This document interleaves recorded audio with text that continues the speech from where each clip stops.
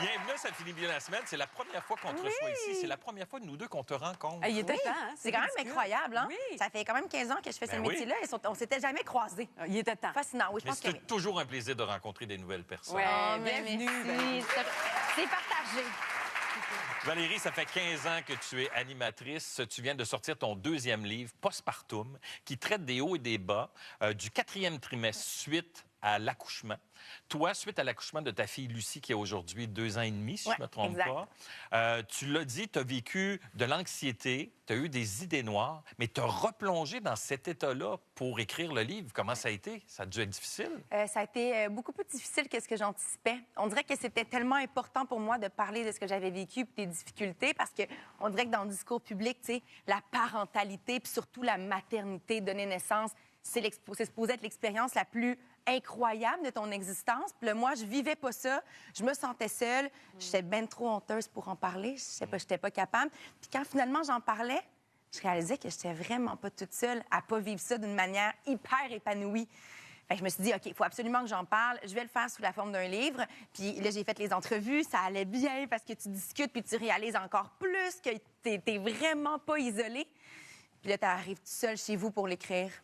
Ouf, c'était tellement difficile, à un point tel que j'ai dû refaire une thérapie pour être capable d'écrire le livre en parallèle avec celui-là, pour comprendre ce que j'avais vécu, puis arrêter de me sentir coupable, tu sais, parce que écrire une phrase là, comme hey, pendant un instant, j'ai regretté d'avoir eu un enfant, tu sais. C'est tragique écrire ça, mais tu te dis, si je l'ai ressenti, c'est sûr qu'il y en a d'autres personnes qui l'ont ressenti à un certain moment, mais si on arrête, si on le dit jamais, tout le monde va se sentir seul, tu sais. Dans cette période-là où tu filais pas, la question moi, que je me pose, c'est ton chum là-dedans, comment... Est-ce qu'il se sentait inutile? Comment il pouvait t'aider là-dedans? Ouais. Je pense qu'il y a beaucoup de partenaires, là, que ce soit un conjoint ou une conjointe, qui se sentent très impuissants. Parce que même toi, tu es dans la situation, puis tu te sens impuissante. Tu es comme dans ton gros rush d'hormones, tu comprends même pas qu'est-ce qui se passe, puis tu as des pensées que tu n'aurais pas eues autrement que dans cette période-là, avec les hormones en plus. T'sais. Fait que mon chum, il avait déjà eu 2 enfants auparavant. Fait que ça, je pense que ça pouvait l'aider un peu. Il savait qu'est-ce qui allait se passer, quoique chaque bébé, chaque personne est différente.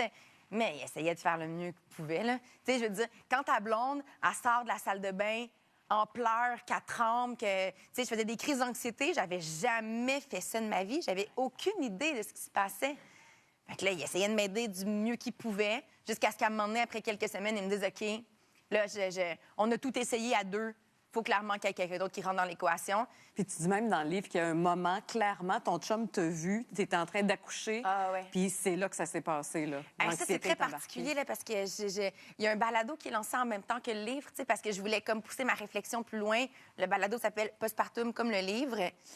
Puis j'ai réalisé que je pensais pas, mais vraiment eu peur de mourir. Vraiment, c'était une césarienne, puis j'entendais mon médecin dire... Elle perd trop de sang, elle perd trop de sang, elle perd trop de sang. Mais tu sais, vivre une opération, quand t'es endormi puis quelqu'un dit ça, tu t'en rends pas compte. Mais là, pour cette opération-là, t'es réveillé, tu sais. Fait que je pense qu'il y a comme une partie de mon traumatisme après qui appartient à ce moment-là. Mais là, je l'ai raconté en masse, là, dans le balado, puis ici. Fait qu'à un moment donné, je vais finir par m'en remettre.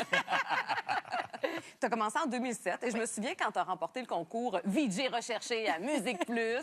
Puis c'était vraiment la grosse affaire. C'était la job de rêve. Toi, à 20 ans, du jour au lendemain, tu t'es retrouvée à la tête de l'émission la plus importante de la station, Plus sur commande. C'était en direct. Pour une petite fille qui avait jamais fait ça, là, quel souvenir tu gardes de ce moment-là? Et moi, le vendredi, je travaillais chez Brault et Martineau au service à la clientèle, dans un centre d'appel.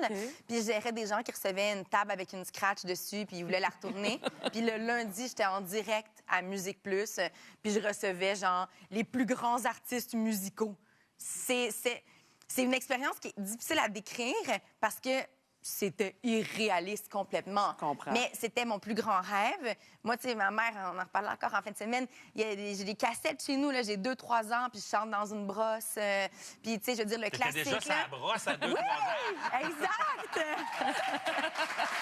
Ça, c'est une autre facette de ma vie. Je reviendrai pour en jaser. Ton 3e livre. C'est ça, exact. Mais, tu sais, je savais que je voulais faire ça. Moi, au début, c'est les infopubs que je voulais faire. Je sais pas pourquoi, mais j'étais fascinée par les infopubs. C'était ça ton rêve de carrière? C'était ça mon rêve de carrière, oui. Tu voulais pas faire d'entrevue, toi. Tu voulais faire des infopubs. Je te jure, je voulais faire des infopubs. Je trouvais qu'ils avaient l'air tellement heureux, les gens qui vendaient des trucs. Là. J'étais comme, c'est incroyable. Mais là, finalement, j'ai réalisé que c'est peut-être pas la meilleure avenue du monde. Alors là, finalement, je me suis dit, OK, bien, je suis une grande passionnée de musique. Fait que Musique Plus était comme devenue ma cible. Fait que quand finalement, je l'ai atteint à 20 ans, dans ce contexte-là, en plus, issu d'une télé-réalité que j'ai gagnée, puis que là, du jour au lendemain, je me retrouve en ondes, c'est encore difficile à décrire. Cette année, ça fait 9 ans que tu es en couple avec le chef Martin Junot et vous vous êtes rencontrés sur un plateau de télé. Donc, ça s'est passé en 2015, par ici l'été. Oui. Et il paraît que ça a été un coup de foudre dès que vous vous êtes vus. Et c'est particulier parce que, comme ça se passait sur un plateau de télé, on a des images de votre première présence à l'écran. OK. En fait, c'est étonnamment simple. Je sais pas si tu as déjà fait ça. Jamais encore. Non, mais il faut un peu d'enthousiasme aussi quand même. Tu t'en venais ici, tu n'avais pas l'air super contente. Ouh! À part les cheveux, Man, je veux pas croire qu'elle est tombée en amour avec moi avec ces cheveux-là!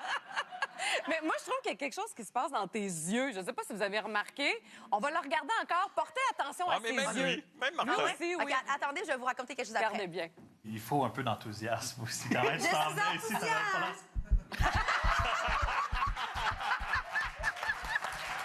Ça, c'est très drôle.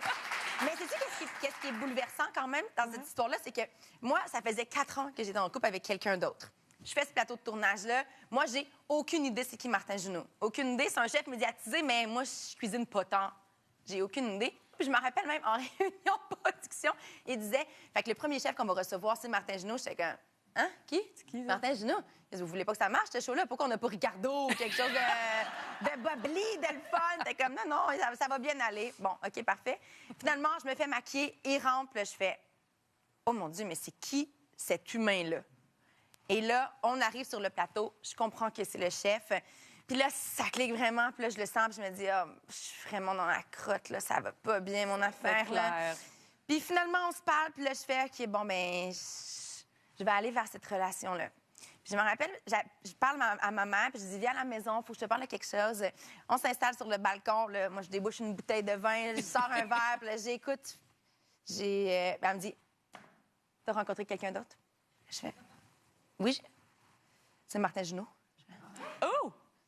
Ben voyons donc, tu me niaises. Comment est-ce que tu peux savoir ça? Et elle me dit, quand je vous ai vu à la télévision faire l'émission ensemble, j'ai dit, oh mon Dieu, ma fille est dans la marde. Elle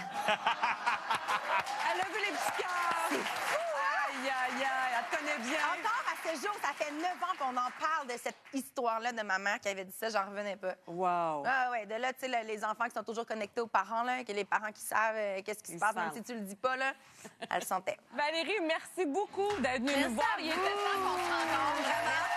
On rappelle, ton livre Postpartum est actuellement disponible. En plus du livre, il y a aussi une série de balados qui est disponible sur Cube Radio.